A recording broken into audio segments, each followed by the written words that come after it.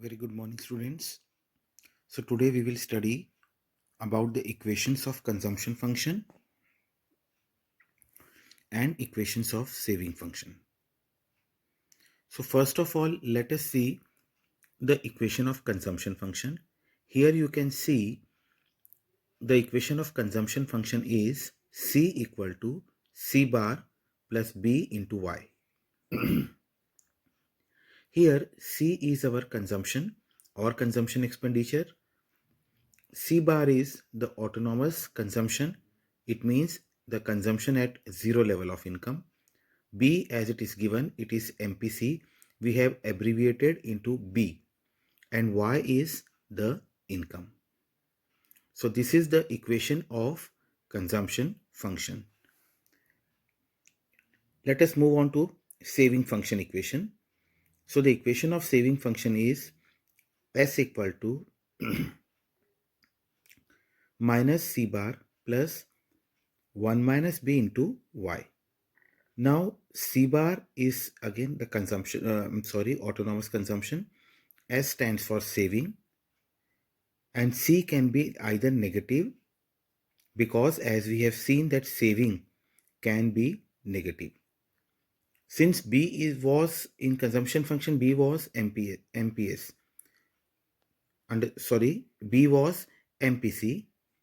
So 1 minus B will become MPS because MPC plus MPS is equal to 1. So 1 minus B is MPS and Y is our income. Now we can see that from saving function how we can find out consumption function. You can see both the graph very clearly. In the first graph we have aggregate demand and aggregate supply curve. The break-even point E, before E is no saving, after E is saving, and E is the point where C equal to Y or S equal to 0. Now in the bottom curve, here you can see that saving is negative and it is moving upward. So here the break-even point is the point where saving becomes 0 at certain points. So you can see when C equal to Y above graph, there also saving becomes 0, and this is also saving becomes 0. So that is how we can convert the saving curve into the consumption curve. Understood? Now we will be dealing with induced investment and autonomous investment. In last video I shared you something about the autonomous investment. So investment functions are of two types: induced investment and autonomous investment. So induced investment is that investment which we willingly perform to do on our profit. If more profit, consumer tends to invest more. But autonomous consumption investment is that investment which is being done by default or automatically. Automatically means as per rule or by any means. Now we will study about two concepts, that is ex ante and ex post saving and investment. Here it is need to understand what ex ante is. Understood? So ex ante is the prerequisite condition which we plan, and ex post is after the incidents over, then to analyze whether it was according to the plan or not. That is ex post. Is that clear? So ex ante saving, and now we will come to the ex ante saving and ex ante investment.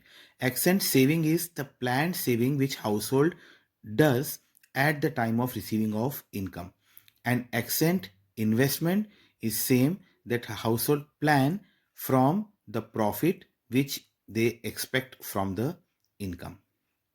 And when ex ante saving and ex ante investment becomes equal, this is the situation of equilibrium. I repeat, when ex ante saving and ex ante investment becomes equal, then this is the condition of equilibrium. Understood? Now ex post saving and ex post investment. So ex post saving is that actual or realized saving in an economy during a year. Realized means after the activity, incident or event gets over, then it is ex post.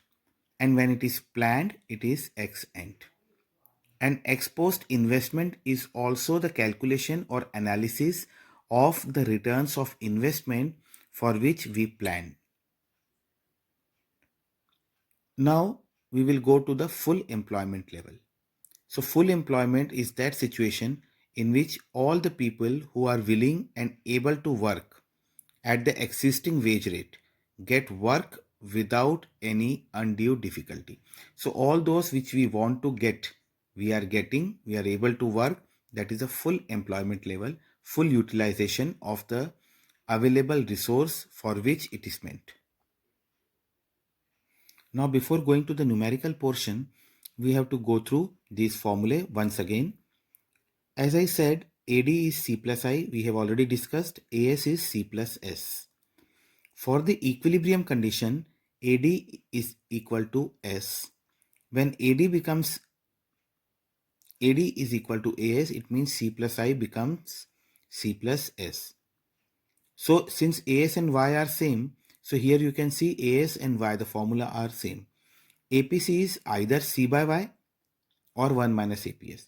Why 1 minus APS? Because the sum of APC and APS is always 1. The formula APS is equal to S by Y or 1 minus APC. Similarly, as I told for APC. Now, MPC delta C by delta Y or 1 minus MPS, because MPC plus MPS equal to 1.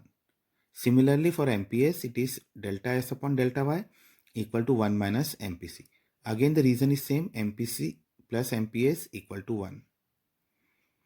Next is C equal to C bar plus BY, that is the equation of consumption function, and S equal to minus C bar plus 1 minus B into Y, that is the equation of saving function. So this is almost the theory portion of aggregate demand and the related concepts. Kindly go through it. Repeatedly you can watch the videos available to you. In case any problem, any doubt, if you feel you are not understanding, feel free to ask, or when you solve the question, go through the video first, get your concepts clear and move ahead. Thank you.